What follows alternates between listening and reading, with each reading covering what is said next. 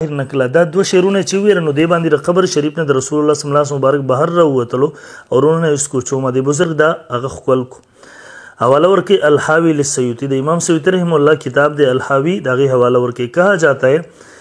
شیخ زکریا رحمہ اللہ فرمائی ویلے کی کہ اس وقت تقریباً 90,000 کا مجمع مسجد نبی صلی اللہ علیہ وسلم میں تھا دغه وخت بزرګونو مجمع هغه په مسجد نبی وسلم کې وا جنہوں نے اس واقعے کو دیکھا اور رسول وسلم کے دست مبارک کی زیارت کی چې هغه دا واقعے ولیدا او د نبی علیہ السلام د لاس مبارک زیارت ته وکړو جس میں حضرت محبوب سبحانی قطب ربانی شیخ عبدالقادر جیلانی نور اللہ مرقدو کا نامی بھی ذکر کیا جاتا ہے شیخ دا البنیان حوالہ پاکی باندې دویم کتاب امور کی دغه واقعے اشرف الجواب ہم نقل کړی دا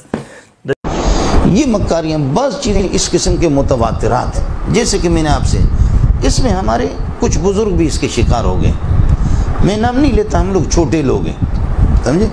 طالب علم لوگ ہیں ہماری حیثیت کیا ہے جیسے کہ حضرت اقدر سید احمد کبیر رفاعی اس پر ہمارے لوگوں نے بھی کتابیں لکھی بریلویوں نے غریبوں نے بھی کتاب لکھی کہ حضرت اقدس گئے اور رسول پاک صلی اللہ علیہ وسلم کو اشارہ کیا تو حضرت نے روئے تو حضرت اقدس نے اپنے دست مبارک کیا کیے مزار مبارک سے نکالا اب اس پر ہمارے بھی بعض بزرگوں نے ایسی کتابیں لکھی اس کی شان میں نام نہیں کہتا یعنی آپ یہ کہو کہ ہمارے وہ بزرگ کہ اس سے آگے کوئی بزرگ نہیں ہے جھوٹ آدمی اتنے انداز پر بولے کہ انگریز کا قانون یہ ہے کہ ایسے ایسے سبحان اللہ آیا سمجھ مولانا جامی رحمۃ اللہ علیہ گئے اس نے بھی کہا کہ ذی مہجوری برآمد جان عالم ترحم یا نبی اللہ ترحم جامی بھی روئے تو نبی نے ہاتھ نکالا فلانا بریلوی گیا تو روئے تو ہاتھ نکلا قصیدہ بردہ والا گیا تو نبی نے ہاتھ نکالا دیوبندی فلان گیا تو نبی نے ہاتھ نکالا آیا سمجھ میں نہیں ہے یہ جس کے لیے بھی ہمارے بہت سے بزرگ ہمارے بھی گئے بریلیوں کے بھی گئے دوسرے گئے نبی نے ہاتھ نکالا ہے سمجھے تو نبی کہاں لاہور میں رہ رہا ہے داتا دربار کے پاس یا نبی خزدار میں رہ رہا ہے یا نبی کراچی میں رہ رہا ہے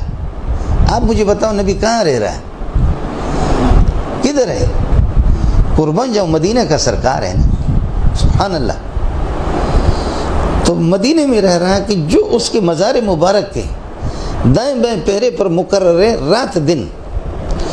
تو وہ زیادہ انہوں نے ان حالات کو دیکھا ہوگا یا آپ نے اور میں نے دیکھا ہے بھائی جو مزار مبارک کی حفاظت کرتے جو ڈیوٹی پر مقرر ہے تو وہ زیادہ اس کو جانتے ہی نہیں جانتے ان کے فتاوی حضرت اقدس شیخ صالح العثیمین کی 40-50 جلدوں میں آئے اور فتاوی علماء بلد الحرمین بھی تو بڑی ضخیم جلدوں میں وہ کہتے ہیں ہم یہاں رہ رہے خدا کی قسم نہ ہم کسی کبیر رفاعی کو جانتے ہیں نہ کسی کو نہ ہم نے کبھی دیکھا ہے یہ ہندوستان میں اس طرح مشہور ہو گیا اور پاکستان میں جو کہہ دے جس کی مرضی ہے جس طرح کہہ دے کتاب بھی لکھ دے پیرا نمے پرند مریدہ آہارا میں پرانند بولو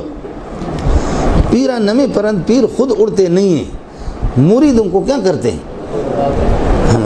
مریدوں کو کیا کرتے ہیں مریدوں کو اللہ کا بھلا کر اڑا دیتے ہیں تو ایسے مریدوں نے بزرگوں کو غریبوں کو بھی اڑایا ان بزرگوں پر جھوٹ بول کر کے بعض لوگوں نے اس طریقے پر یہ کیا ہے میں اس کا انکار نہیں کرتا کہ امکان ہے یا نہیں امکان تو اس کا ہے لیکن وقوع ہوا یا نہیں ہوا کہ ہوا بھی اللہ کا بھلا کر یہ کسی نے دیکھا تو یہ وہ ساری چیزیں اس میں صاحب البیت ادرا بما فی جو جس گھر میں رہتا اس کو پتہ ہوتا ہے رہتے مکے والے مدینے والے وہ کہتے ہیں اللہ کی قسم یہ سارے اجمیوں کی جھوٹ ہے ہم تو اس زمانے سے پیارے پیغمبر کو ہم نے سنبھالا اس لیے اس کے ہمارے حضرت اقدس مفتی سعید احمد پالم پوری دامت برکاتہم علیہ فرماتے ہیں کسی بات کو جب بھی سنتا ہوں تو میں اس کو اس طرح نہیں لیتا جب تک پوری اس کی خود تحقیق نہ کروں بس چیزیں اس طریقہ پر یہ کہ نقل در نقل پھر سینکڑوں میں غلط ہو جاتے ہیں اس طرح جیسے مثال میں آپ علامہ شامی نے شرح عقود رسم مفتی میں اس کی بہت سی مثالیں بھی دی یہ جیسے کہ حدیث ما اذن اللہ لشیء اذنہ للقرآن بصوت الحزن اللہ پاک کسی چیز کو کان لگا کر کے نہیں سنتا جیسے کہ خوش الہانی کے ساتھ نبی جب قرآن پڑھتا ہے اس کو جیسے اللہ سنتا ہے. تو اب اس اذن کا ترجمہ ایک نے کر دیا کہ اللہ اجازت نہیں دیتا کسی چیز کی جیسے خوش الہانی والے قرات کی اجازت دیتا ہے. اس اذن کا ترجمہ تو اس کے بعد تقریباً کتاب الاثار کے 20 سے زائد شروحات اردو میں لکھی گئی, سب نے اس سے لے کر کے اجازت سے ترجمہ, جبکہ اجازت کا ترجمہ ہی نہیں ہے. بخاری ثانی کے اندر بھی یہ روایت موجود ہے کتاب الاثار میں. تو کتاب الاثار کی جب پھر ہمارے اپنے اکابرین نے جب شرح لکھی انہوں نے بھی غلط لکھا ہے. نقل کرتے پھر مضمون کا فرق ہوتا ہے, اسلوب کا فرق ہوتا ہے, تھوڑا سا ہیرا پھیری کر کے, لیکن پہلے والے کو دیکھ کر اس سے استفادہ, ایک سے غلطی ہوگی پھر سینکڑوں میں یہ چلا جاتا ہے. فقہ میں اس کے تو ہزاروں مثالیں. حضرت اقدس مفتی نظام الدین رحمۃ اللہ علیہ کا بہت وسیع مطالعہ تھا. تو حضرت اقدس نے فرمایا کہ مولی منظور